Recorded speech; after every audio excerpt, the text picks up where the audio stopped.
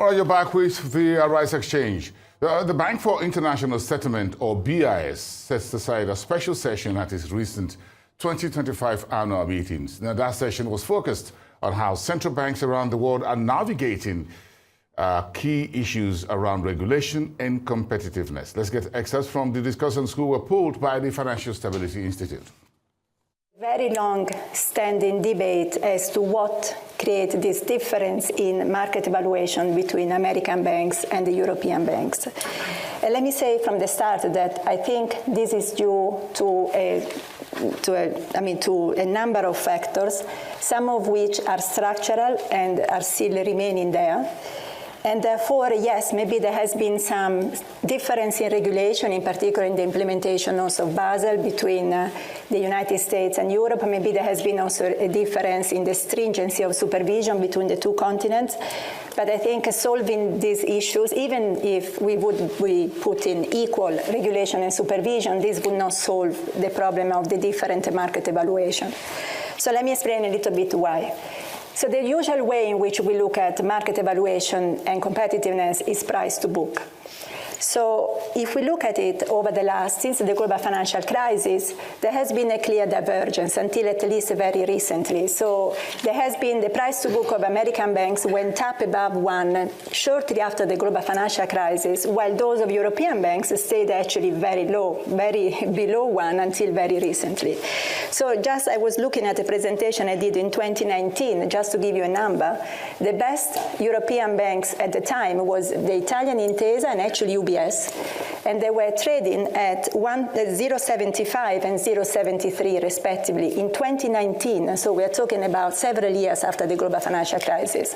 If I look at JP Morgan, Wells Fargo, Bank of America, they were already 153, 122, 106. This tells you the divergence in terms of market competitiveness and market evaluation that there was at the time.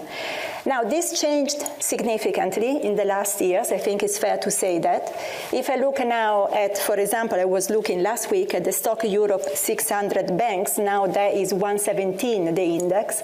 We have 7 banks in Europe that trade between 120 and 142. The same Intesa is now almost 140. So this tells you that there has been a significant progress in Europe. If you have too much regulation, it kind of hampers also profitability, and as a result may kind of result in unattractiveness for shareholders. Now, first and foremost, I would like to clarify we strongly support Basel III and the too big to fail frameworks. We also have implemented, I think, these measures in Switzerland quite expedited, have also fully implemented Basel III finalization, the only jurisdiction which has also implemented already FRTB and also have a multiplier on operational risk assets. So I think Switzerland has gone fast. Switzerland has an extraordinary situation, as we all know, with especially the rescue also of Credit Suisse by UBS in 2023. So overall, fair to say that Basel III and its finalization, also the too big to fail framework, has certainly helped the industry overall to cope with extraordinary developments, whether it's the pandemic crisis, whether it has been, again, more recently, Credit Suisse crisis, or also regional bank crisis. As such, I would like to refer rather on specific elements which I believe should be reviewed in terms of real proportionality, targetness of regulation, and where should you probably focus on simplification. It's really important to frame the debate well and to not get ourselves into a debate about soundness and stability and competition as though they were opposite ends of a continuum, or even things at which you have to introduce big trade-offs. I think we've learned over and over and over again that financial stability, what is good for financial stability is good for banks, and what is good for banks is good for financial stability. So framing these things as though they were alternatives to each other, we can either have growth and competition or we can have financial stability, I think is setting the debate off in the wrong direction. So there's lots of there's plenty of research that tells us that well-capitalized, sound banks lend, and importantly lend through the cycle.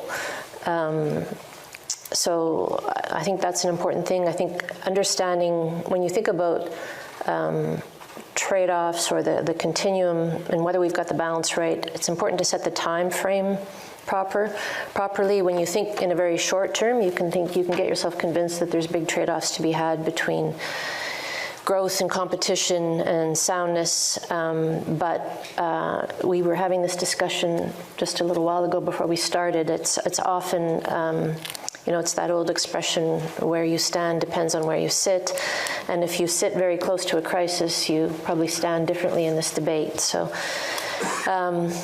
we also know that gains that come through deregulation are largely privatized, and the costs that come through financial instability are